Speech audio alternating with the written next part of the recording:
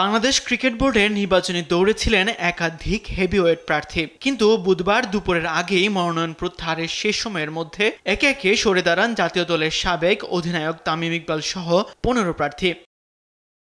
সরে দাঁড়ানোর মধ্যে আছেন রফিকুল ইসলাম বাবু, মাসুদুজ্জামান, মীর হেলাল সহ আরও অনেকে। ফলে প্রার্থী তালিকা ঘোষণার আগেই তৈরি হয় নতুন সমীকরণ। কিন্তু সেই সরে দাঁড়ানো প্রার্থীদেরই কয়েকজন আবার বৃহস্পতিবার হাজির হন হোম অব ক্রিকেটে। এবার তাদের দাবি প্রকাশিত সূচি মেনে নির্বাচন করা যাবে না, চান নতুন তারিখ। রিশিডিউল করলে এখানে যারা যোগ্য সংগঠক আছে, যারা বিভিন্ন কারণে বাদ পড়েছেন বা তারা তাদের কাউন্সিলরশিপ বাতিল হয়েছে, তারা কিন্তু আবার এখানে আসতে পারে। শুধু পুনঃসূচি নয়, প্রয়োজনে অ্যাডহক কমিটি গঠন করে ক্রিকেট চালানোর প্রস্তাবও দেন রফিকুল ইসলাম বাবু। অ্যাডহক কমিটি করেও কিন্তু কিছুদিন চালানো যেতে পারে, কিছুদিনের জন্য।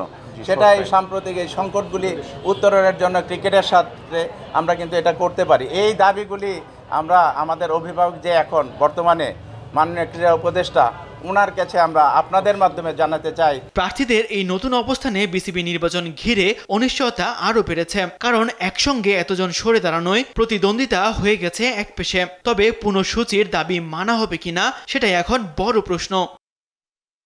তাসবিহ শরণ, দেশ টিভি, ঢাকা।